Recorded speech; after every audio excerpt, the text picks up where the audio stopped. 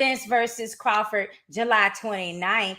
I mean, I gotta know who Daniel likes. Who you got for this one? Well, I like the one who I hope they're gonna bring me into that camp for a little bit of sparring when I get done. So that's gonna be Bud Crawford. I'm trying to get back to Colorado Springs. So he needs a southpaw that's big, that don't mind being durable, and I'd love to get back up there and sneak into that camp again. So Bud's got different skills.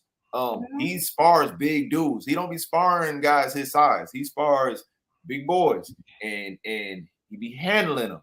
And I feel like, everybody's overlooking the IQ of some of the sparring partners that he has, like Sakura and Keyshawn. So, just having the Charlos is cool, but they just throw ones and twos and uppercuts every once in a while. So, I hear you, Rick, but Spence is not going to win that fight. I'm sorry. Go ahead and bet your house, because you're going to lose it. He gonna He's passionate about this. Right. Oh, yes. He knows Bud has got them type of skills. And here's the thing. I'm a Spence fan. But real recognize real. And there's a dog side of Crawford. Y'all ain't seen that. I'm telling you, haven't seen that. He hasn't had to tap into it. He wants smoke from anybody breathing. And that's just what he brings to it. And everybody in that camp has that energy. So it's not just him. They coaches. Go ahead and throw a trash hook in there if you want to. You got like 10 heads on you. Like, dang, bro. So, wow. Like, you messed up. That you're going to have to pay for that one. Yeah, well, again, Spence has an incredible style of stab and jab. And when he gets close, he loves to work his hooks. But there is lapses in the fight when Spence isn't Spence. And it only takes one lapse for Bud, because Bud don't lose focus in a fight. That's saying something. And then he got that southpaw, orthodox. Well, he can switch. So you're fighting two people. Sometimes I switch as well. So, when you're switching and you're switching a lot, sometimes guys aren't really paying attention because it's the lights, the moment, the fight. And if Earl dropped that mouthpiece like he did last fight, it's over. I know the one thing that I like about Bud is he does 100% have a killer instinct. He's shown that in all his fights, whether he's in there with somebody that shouldn't be in there with him or somebody that's, had major eye injuries, and he doesn't give a damn. Once he sees you're hurt, he got levels. So like, people try to discredit the Porter fight, but he was just, they said don't get into a brawl with Porter. And he's like, man, forget y'all. I'm just having fun. Smack him up. So he did what he wanted to do. And the second they said, bruh, you're down. About 18 seconds later, the fight's over. Right. Like I think he got into his mind with him being a friend. I think that's what happened. And he was letting him get away with a lot of stuff.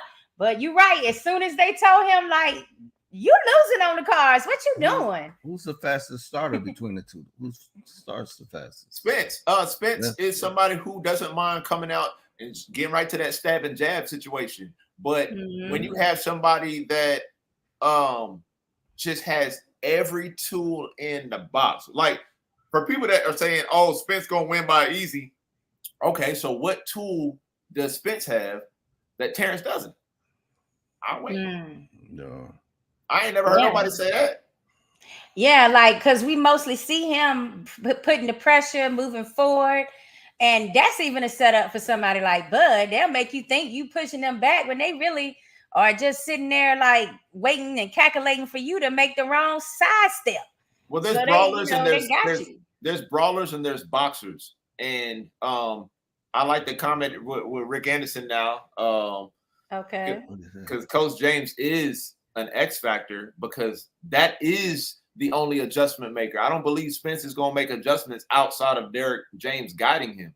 But Terrence going to do what Terrence want to do in that ring. Julius, do you think Bud can possibly move up and challenge a Charlo? You think he that good? Yeah, because there's a gap in skill. Charlo is an extremely vicious and volatile 1-2-3 puncher. That's it. Right. So, and I definitely can't wait. Sometime before the year's out, I'd love to spar Charlo. Okay. I mean, it all helps. Like iron, like that's a real statement. Well, because he's a dog, and I feel like iron. Those dogs, they out there in heat.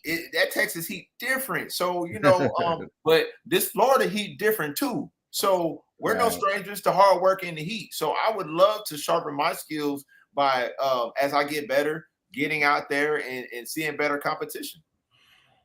I was going to ask you, you just made me think, like, where were you stationed at when you were in the military? What's some of the locations? Fort Bragg is where I spent most of my time. Hey, Fayetteville State Bronco right here. Hey, Fayetteville was the city. I was born in Jacksonville.